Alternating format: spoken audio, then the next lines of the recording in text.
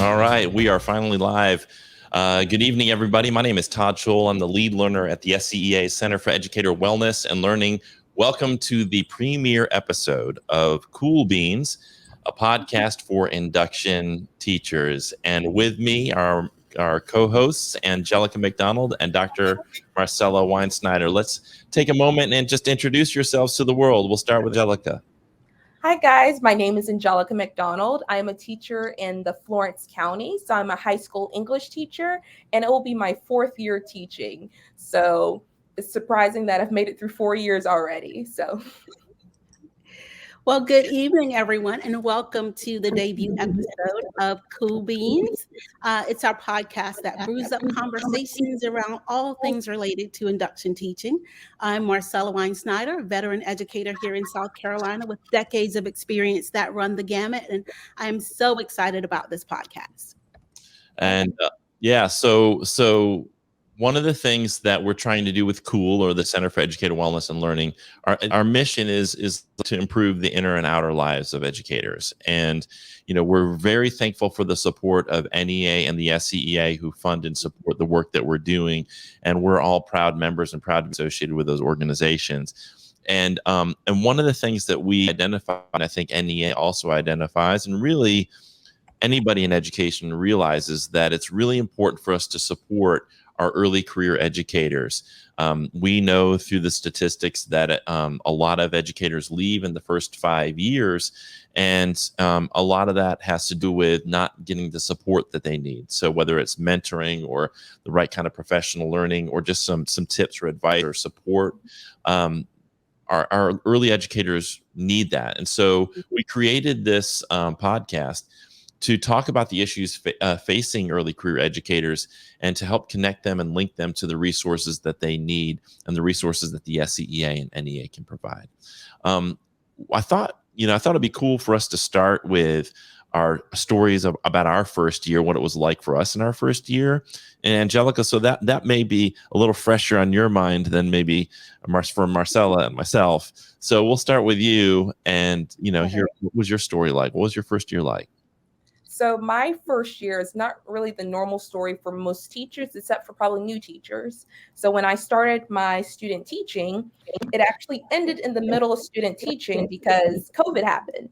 So when I actually started teaching, I was in the middle of COVID. So I didn't really have a lot of students in my first block. And of course, in my other blocks, it was, I don't know if you guys were familiar with the AB days, if you were teaching during COVID. So some days, so the same class, few students will come in the first day, and the next day they would come in. So everything was completely new for me. And it was my induction year. And I never had that full-time student teaching experience. So I felt like I was lacking in a lot of areas because I didn't have the full student teaching experience. So, taking over a class, I was still always had a mentor teacher in the room. So I never, was able to completely show all of my lesson plans and everything, even though I made it through the program. So in the classroom, I was, very stressed. And even that one of the first day of school, I didn't even know I was, in person at the same time. So a lot of kids were coming in and I wasn't completely prepared. But like what my father said, starting off very strong. So I started off very strong. So learning from that. So my induction year, it was kind of off. So it wasn't a normal year. However, I had a really great mentor. She was the reason why I even came to the school as well. She was very welcoming and comforting. So she helped me a lot through a lot of things I was, dealing with, even though we couldn't meet with each other face to face. So kind of what we're doing now is more of a, FaceTime calls, but every time I had a question, she was right there. So my induction year, again, wasn't the, ideal induction. So actually the second year, it felt more of an induction year versus my first year. So Marcella, what was your first year like? Well, I overheard that shade you threw a little earlier, Todd, about that, decades, a long time ago, but it really has been about 31 years, over 31 years ago, when I was an induction teacher. And I really did have a great experience. I was very fortunate. I had the opportunity to join the staff of the school where I did my student teaching. And so I was already familiar with the principal and the staff. And there were this group of English teachers, because I was an English teacher, that took me under their wing. They made sure that I had everything that I needed. They also made sure that I was good. They would check in on me every day. And these weren't my assigned mentors. Of course, I had an assigned mentor via the district, and they would also check in with me. But these teachers really did make sure that I lacked for nothing. Mm. So my first year was at an elementary school in Horry County. It was 1995. So, we were just getting the internet and in our homes and schools at that point. But it was 1995, and I was hired on a permit to teach special education. And I went in, and the other teacher who was hired as well it was her first year. And then the department chair went out on maternity leave. So I was kind of thrown to the wolves. Like, I barely knew what IEP meant, and I'm leading IEP meetings, and parents are coming in and asking me questions, and folks are saying, "Hey, we need to get this kid tested. We think he might need services," and and so I'm learning as I'm going. So it was not only my first year, but it was also like struggling to learn all the vernacular and the laws and the paperwork that goes along with special education, which is almost always a critical needs area, and difficult to recruit people into because of all that paperwork and everything, the invitations you have to send out and the meetings and so forth. And it was a real challenge. And one of the things, and I think we'll talk about self-care in a minute, but one of the things that stands out for me, and as I talk with new teachers, is, for me, there was this like huge pressure and judgment that I took on from certain teachers. There were a lot of teachers who were very supportive, but there was also, I was sensing this judgment, like, why are you showing up just on time and leaving right when you're allowed to leave? Like, it felt like, why aren't you staying later like I am? Why aren't you doing more like I am? Why aren't you putting like, and I started to take on that judgment, and I started to think, well, I guess I do need to stay. If people are gonna think I'm doing a good job, I've got to stay till 5:30, and I've got to get here extra early. So I started to do that, but I feel like that sometimes we don't set boundaries when we start as we go into the profession, because we feel like we're needing to impress our administrators or our colleagues, and we don't set those boundaries, and we get in the habit of like overcommitting and saying yes to everything, and going along with the program. And the culture may not be super healthy for teachers, but we're trying to fit into that culture. And so I'd like to talk a little bit about like what your tips are for new teachers, some of the things that you feel like they need to know as they're entering this profession. Definitely. Right. Go ahead, Marcella. Just to share a little bit what you mentioned, Todd, some of that is self-inflicted as well. And I know for me, that was my problem, or one of the issues I dealt with as a first or early career educator. It was self-inflicted. So I would go to school, of course, arrive on time, stay all day, do whatever needed to be done. And I would go home, probably take a 30-minute break. And literally, I would work from home from about 4:30 until 10 p.m. Yeah. every night, Monday through Friday. Yep. And no one was asking me to do that, but it was just that need to feel accomplished, to achieve certain tasks and achieve certain goals, that it was self-inflicted. And trust me, I knew it definitely led to burnout quickly for me. And I had to set some boundaries. Definitely. I definitely agree with both of you talking about setting those boundaries, because I know, because I used to follow like a lot of teachers on YouTube and everything, and they always talk about setting those boundaries. And so it's coming as, and I was thinking, I'm going to set those boundaries, but I didn't really realize what I was kind of signing myself to. I have 3 different preps. One class was online AB day, so it's really, a lot. And so I felt like I actually had to take it home because I could never feel like I was caught up. And then also I didn't really have that confidence as a new teacher that I knew what I was talking about, even though I knew my content, because with our program at USC, they make sure you know your content. So you have your degree, in English, and then you have the master's program. And then that's when you're kind of learning all the, teacher lingo, I guess, or really knowing how to be a teacher. So I felt like, of course, I knew my content, but I didn't know if I was teaching it well enough. So I was always, relearning. And then I felt like I was always behind. So it Mhm. wasn't really until my second semester that I was able to set those boundaries. So my mentor gave me good advice. She said, if you can't, finish it at home or at school, you really don't need to take it home. Because I would take, bags of things, for at home, and then I wasn't even looking at it, if that makes sense. So I'll take all these papers home to grade because I'm an English teacher, and I'll go to sleep. So what was the point of me doing that in the first place? But she said, even if I had to take work home, time myself. So maybe 30 minutes. If you have to do it at home, just set your timer for 30 minutes. Or if you have to do it on the weekend, set yourself at maybe a timer for your each prep. So if you have 3 different preps, an hour for each prep, and that's it. If you can't get it done in that hour, it is what it is. And so that was very helpful. It was still a struggle because I felt like kind of what you guys are saying. If you can't get it done, it's almost like you have to do extra work. But if you can't get it done at a certain amount of time, then it is what it is, because you're always going to have work. You're always going to have something that comes up. Yeah. I saw, I don't know if you've seen, there's like a viral video that went around, and there was a gentleman, he was speaking, he was saying that, teachers, like our job, really, if you wanted it to be, you could do it like from 6 in the morning till like 11 at night, and, still look for other things to do, like new materials to make, new creative ways to do things, organizing and doing things in your classroom. But what he said was, he said something like, our teachers get in the habit where the school gets the best of us, and then our families and our friends get the rest of us. And I feel like, we talk about work-life balance, and I heard somebody else say, like, it really shouldn't be balanced. Actually, your life is your priority. Your family, your friends, your wellness should be your priority, and then your work is a secondary priority. And I think what happens is it's just super easy to get in the habit of making your work the priority, and then you don't have much left over when you get home for yourself or for others.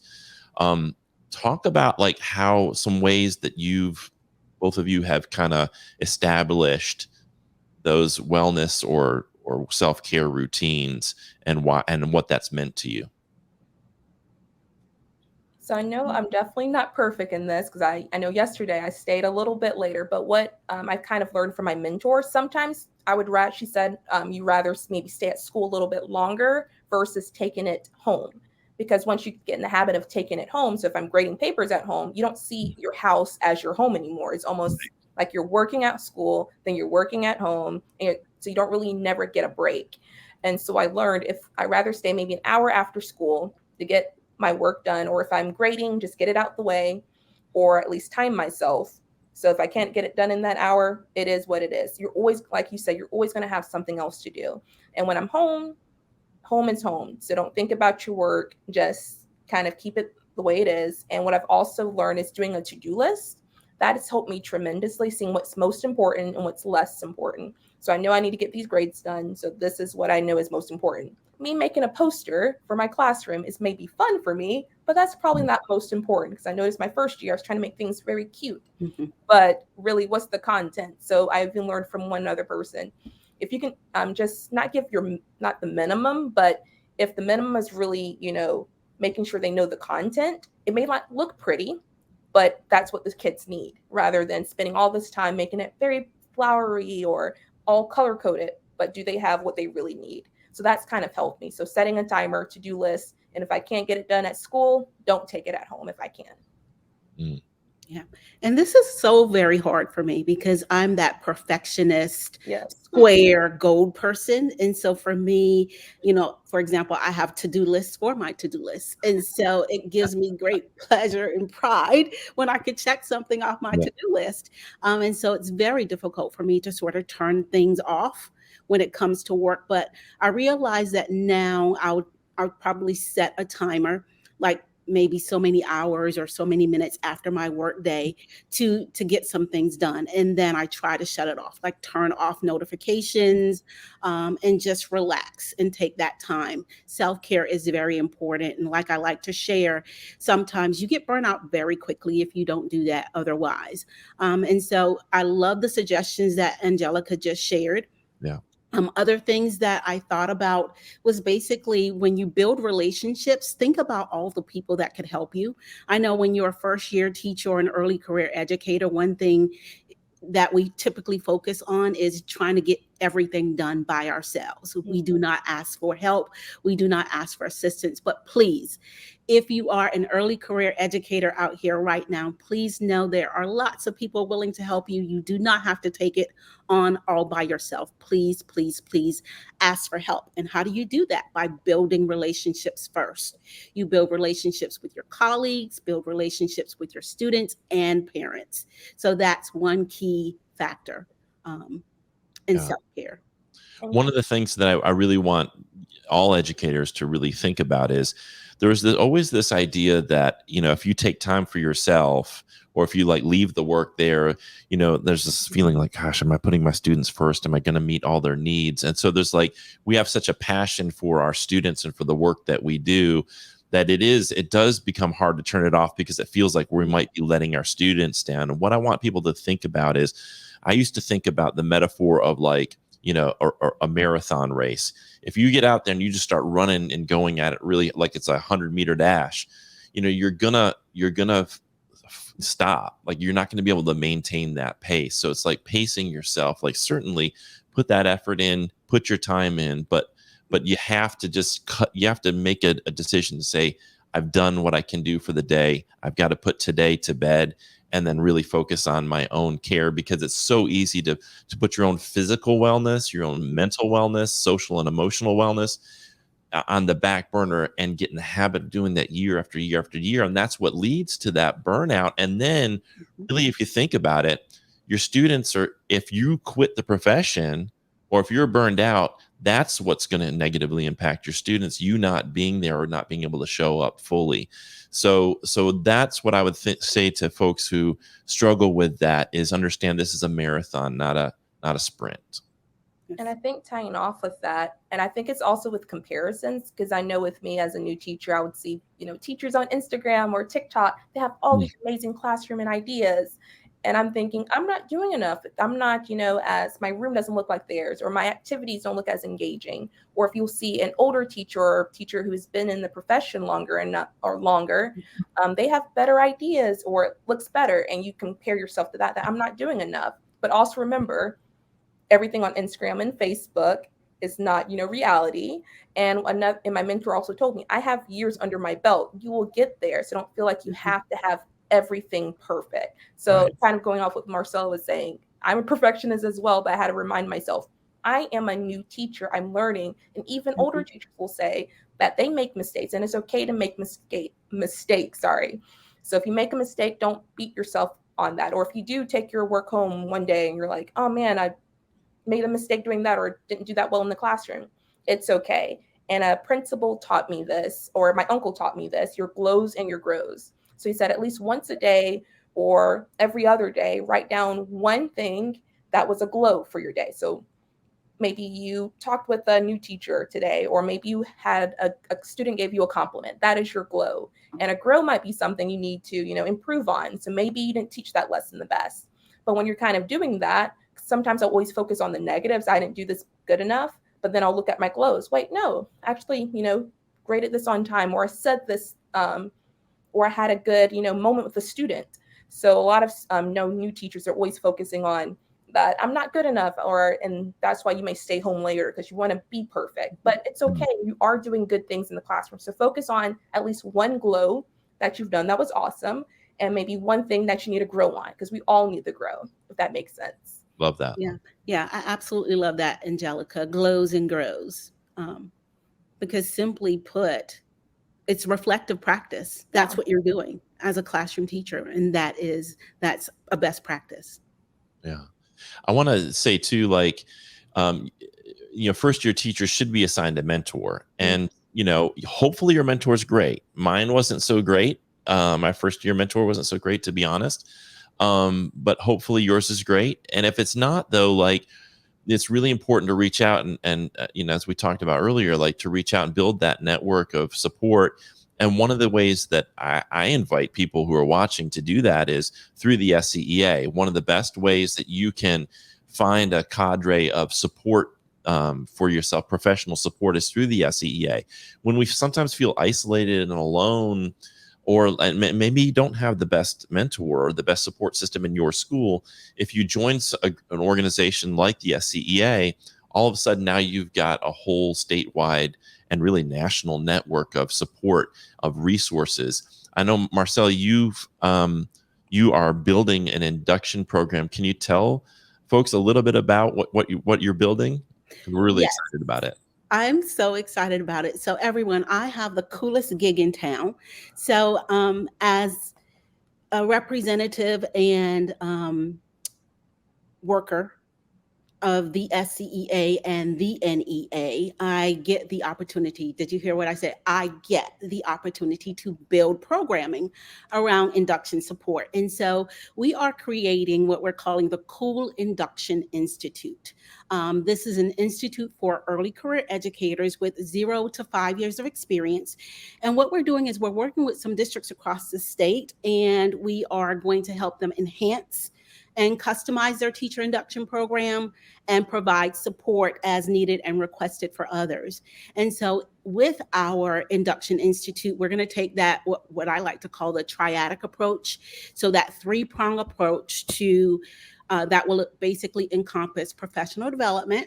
It also will encompass coaching and an ed community. So with our professional development, we will have practitioner-led professional development sessions, such as wellness sessions and learning sessions. So trauma-informed education, mindfulness, self-care, something that we talked about and is sorely needed.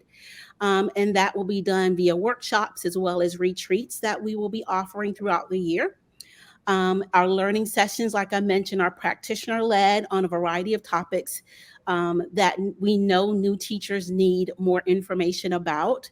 There will be a speakers bureau where we have experts in the field, members of the SCEA who will volunteer to serve in that capacity.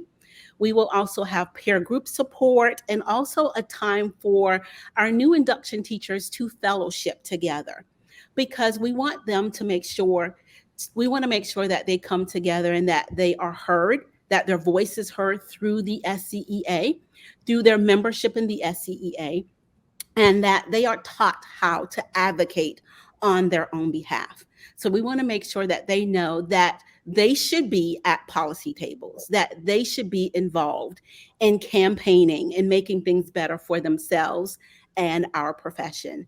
So that's the professional development piece. And then we'll have what we call cool coaching, which is one-on-one support. So if we have an early career educator out there that needs some support, who has no one else to turn to, they can come to us.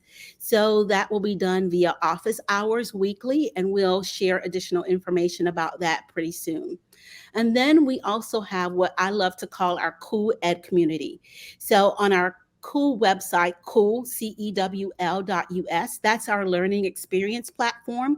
And on that platform, we will have a variety of resources that our induction teachers can access and utilize. And I'm really, really excited about it.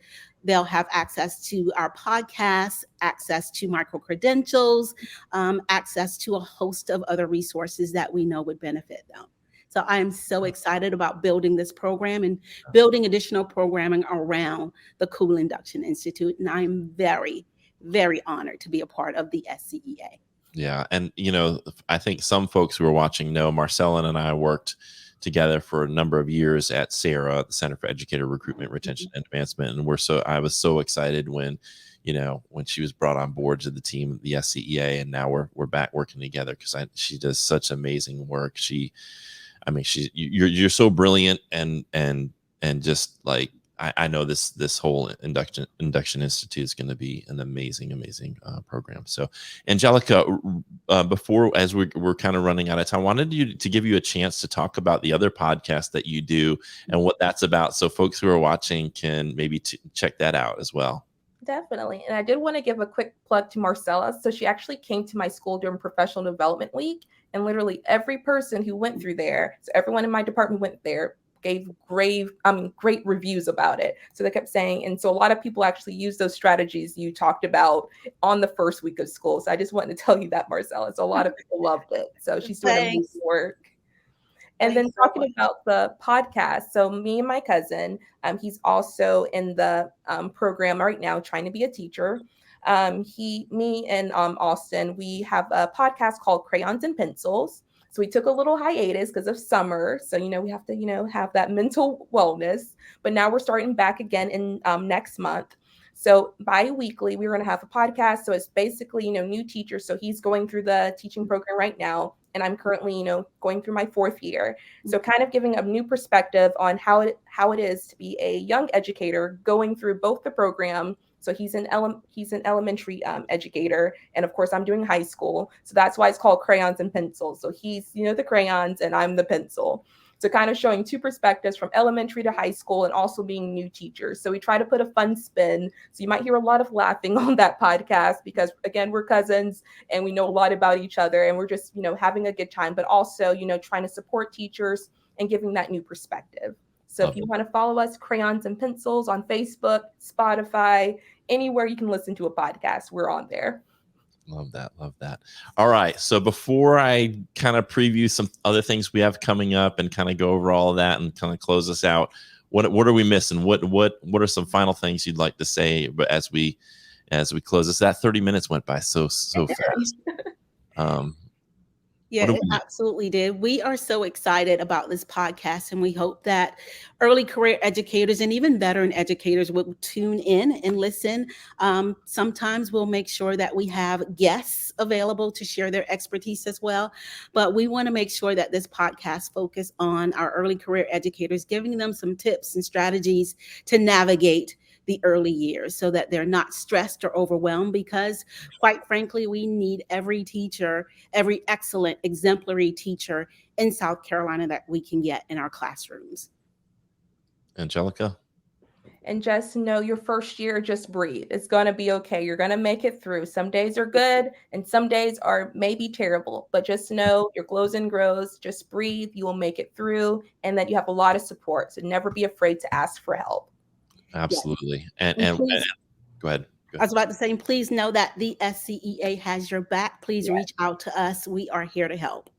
Yeah, and one of the ways you can do that, if you're not a member, there's two things you can do. One is at the bottom of the screen, you see a link, and it says the scea.org/YRO. That's just our year-round organizing form that you can fill out, and then you can just connect with us. It doesn't obligate you to anything. Or if you're interested, you can go ahead and join the SCEA now. Highly recommend that. You can go to jointhescea.org. Or if you want to text the word join, you can do that to 48744. And you can join now and pay no dues till September and see what it's like to be a part of the SCEA and to have that network of support and to be a part of the only teachers union in South Carolina and be part of the NEA, which is the largest labor union, not just the largest teachers union, but the largest labor union in the whole United States with over 3 million members. We would love to have you in our movement, and we would love to support. And we have lots of programs and things coming up for early career educators who are members of the SCEA. I do want to preview a few things we have coming up, some cool stuff we have coming up. Jed Derryberry, many of you know him. He'll be on the live stream August 29th from 7 to 7:30 talking about the playful classroom. If you have student debt, so I'm sure there are some early career educators who might have some student debt. If you want to learn more about how you could possibly have that relieved, Guy Kendall Freeze is going to be on August 30th from 7 to 7:30. If you have legal questions or want to learn more about member advocacy, Cheryl and Alan, our amazing member advocacy specialist, is going to be on August 31st at 7 o'clock. And then we are going to have a tour of the SCEA website with Heaven Hale and Colleen O'Connell on September 6th at 7. We're going to do a show with Cassie Owens-Moore and Michelle Spires on banned books and the issues facing our librarians. And of course, if you haven't signed up for this, you're going to want to do this. On September 30th, Jed's going to do a full day from 10 to 4 at our headquarters, a full day of amazing and fun, relevant PD. And you can find all of this stuff on the CEWL website at cool.us. I'll put that up there for you to check out, cool.us, CEWL.us. I am so thrilled, Angelica, to have you as part of our C3 collective, our CEWL content creators. And if you haven't checked it out yet, you're going to see over the coming weeks and months content that's created by our members, because the SCEA is member-led. You don't want just my voice out there. It needs to be member-led. And we've got Steve Newsom, who's going to be doing some writing for us. Pete Stone's done some videos. Cassie Owens-Moore's done some videos. And some other members, we have projects in the works. So you're going to see that stuff. And when you see it, if you'll like it, share it, comment, we'd love to amplify those voices and really improve the conversation around public education in South Carolina. So I'm done with all that. Final thoughts before we sign off. Angelica, Marcella. We're looking forward to being in a district or a school near you. Again, please reach out to us. We'd love to share what we have going on with the SCEA with you. Definitely. All right. Thanks for tuning in. Thanks to everybody. Emily, Keneal, Angie, Trina, Michelle, Andrea, Pastor May Bailey, everybody who tuned in. Thanks for checking out our first episode of Cool Beans. We'll see you on the next one. Have a good night. Good night, everyone. Bye, everyone. Thank you.